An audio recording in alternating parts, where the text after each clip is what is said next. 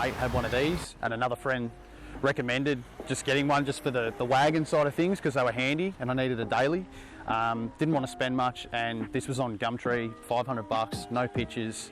Yeah, so it was out in the middle of nowhere, and it had been sitting in a paddock for 2 years. So I sort of bought it, not knowing what the body was going to be like, anything like that. Drove an hour and a half to see it, took the money in my pocket and did the deal. So it's a 1991 Toyota Corolla, obviously station wagon, and it's full-time four-wheel drive, which is a bit of an oddity. I had a ZZE 123 Sportivo. Ended up deciding just to sell it because it was sort of at a point where I was over it, and for some reason a mate had one of these and another friend recommended just getting one just for the wagon side of things because they were handy and I needed a daily. Didn't want to spend much, and this was on Gumtree, $500, no pictures.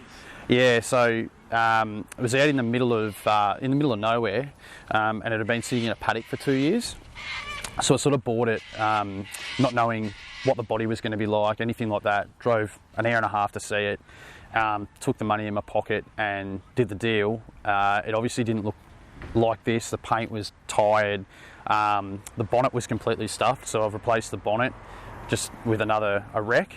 But yeah, it's probably the best, in my opinion, the best colour that they did in these. Yeah, in terms of what I've done to it, there's a lot of stuff, but it's all sort of, it's pretty hidden. A lot of it's OEM. It's a bit of a hobby. So when I was dailying it was more about purpose. So cruise control out of an SV21 Camry that all just fits. It's got retractable mirrors off a JDM Camry that I found at the wreckers. Most things I've just picked off wrecked cars, stuff like that. It's got JDM bronze glass, which is really rare. So I found a whole car that I wrecked out that was completely optioned. Got the interior out of it. It's got a climate control setup out of that same car, so I adapted everything under the dash to work. In terms of exterior, it's pretty much stock body-wise. Rear bumper is off a JDM Carib, and I just found it on a red one at the wreckers, which is crazy. But it's reinforced, it's got twin tow hooks. It's designed so you can stand on it, so if you had roof racks or stuff on the roof. Yeah, so it's got a bigger profile on it. The rear inserts, I got these from New Zealand, so they're like just like a fastened in, sort of it's like a smoked, yeah, like a semi-tinted sort of an insert, like a cargo thing. The front end is it's a bit of a mixture, so it's an Australian spec Series 2 Corolla front bar with a Camry front lip on it, off an SV21, so a late 80s, early 90s Camry, a JDM Carib Series 2 grille, and then lights to match, and the side lamps as well. And then the suspension setup, so in the front it's got front wheel drive Corolla BC coilovers, 6 kilo springs. It's quite compliant actually, it's set up pretty well. Brand new bushes throughout. A bit of a weird car, so being four-wheel drive, the rear end is all AE86.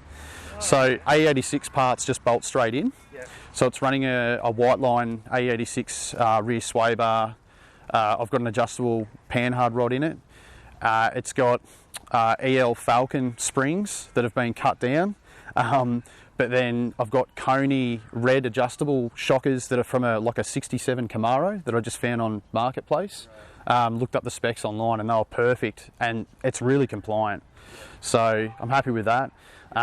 Engine wise, it's got a 2001 model 7AFE 1.8 litre motor. They came with just a 1.6, so it's just like the bigger brother. Not fast or anything, but really economical. Suits the car. Bit more torque, so the four-wheel drive system doesn't rob it of all of its power. But yeah, probably the biggest thing that people see is the digital dash. So that was just a random sort of a find, but the price of them's just gone through the roof, and they're sort of like a unicorn part. So took a little bit of playing around to get it in, but yeah, it's all in as you would a factory one. So yeah. in terms of wiring and stuff, there's no documentation online that's not Japanese. So yeah, Google Translate became a good friend of mine. I used to just go to the picker part when I lived in Melbourne, and I'd just go through parts and cars and just look at stuff and see what would work. Yeah. Stuff like the rear blind is out of a Hyundai Elantra sports wagon. Right, okay. Just because I couldn't find a parcel shelf. Yeah. But it's actually kind of better because it's retractable and Yeah. so just finding bits and pieces that worked. Obviously with something like this there's not a lot of aftermarket support. Yeah. So knowing that A86 bits will bolt into the back, front wheel drive Corolla bits go into the front, you can find things that will work. But just finding that happy medium between comfort and that's the hard one. Yeah. But look, it's definitely a bit of a bitter, but I enjoy it. So Like, I haven't seen one of these in ages since like yours. Like, you never really see them around too much. pretty uncommon, and they seem to be like the sort of car that, well, back in the day, not so much now because of their age, but you'd get people that would come over and want to travel around Australia. They would get something like this because they're pretty versatile, they're cheap, they're easy, reliable, all that sort of thing. Old juicy campers. Oh, we bought, I lived with a mate when I got this, and he ended up getting one as well, and his was $300, and it was an Snowy Mountains hydro scheme car, so it had like a cage in the back and all this paperwork with it. It was pretty cool. But they use those and AL25 Tercels. So yeah, these were sort of the first, I guess, wagon that was based on the front wheel drive front end, and then obviously the rear. The only thing that's probably a shame is that the rear's live. It's good for changing diffs, changing springs, shocks, but yeah, in terms of like adjustability, there's just nothing there. I have seen a couple of guys overseas, the Russians are mad for it, that have fitted IRS rears out of like RAV4s and stuff like that. So there's a little bit of that going on.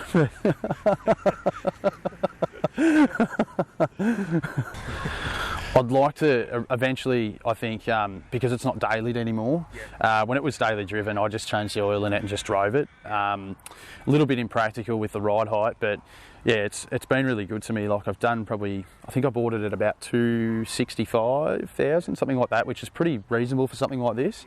And it'd have over 400 on it, and it's had its problems, but it's never stopped on me. I've never had anything go bad on it, but I want to probably try and neaten it up a little bit more, preserve it.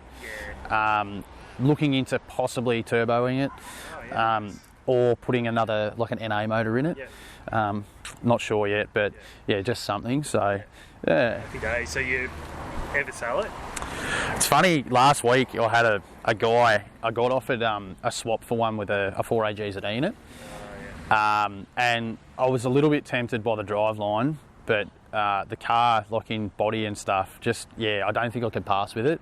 The colour combo, you see them every now and then, but it's just so hard to find. Most of them are really tacky. Like, you've got white, which is okay, red, probably white and red are the two common, which is pretty standard for that era. But then, like, there's some really strange, like dark blue, like a royal blue, but then with a blue interior, and they're just awful to look at. But yeah, this one was, and it was white with a blue interior. But yeah, the GZE part of it, definitely attracted me, but I just couldn't do it. I'd rather find a motor for this and dump it in, but it's still really good too. Like, it's got cruise control, it's got power steering, it's got air, it's comfortable. So if I want to drive it up to, my parents in Albury or anything like that, I can just get in it and just drive it. It's really reliable, so I don't think I could sell it. And the rims were, I remember you saying, they were a little bit hard to get and stuff as well. Yeah, they're like, they need restoration. I just sort of bought them. I just found them on Gumtree. They're an Australian wheel. So I actually spoke to the fella. So they're called a Neil, and I spoke to, I think his name's Chris Neil, personally about it on Facebook, which was pretty cool. Because I didn't know what the model name or anything was, or the specs were. So he told me all about them. So they're like a true two-piece wheel, and he used to just get steel out of barrel, and then he'd get like a set of wheels and just cut them down and drill them out and make them into a two-piece and alter sizings and stuff. And anything that's a bit different too, like, you don't have to necessarily spend ridiculous amounts of money to be different. Yeah. I think, like, a good example, like anything that's sort of not meant to be lowered on a set of wheels can kind of, you know, be appealing, sort of sticks out. Yeah. It's kind of nice when you're walking through a car park and you see it and you go, that's mine, you just know it.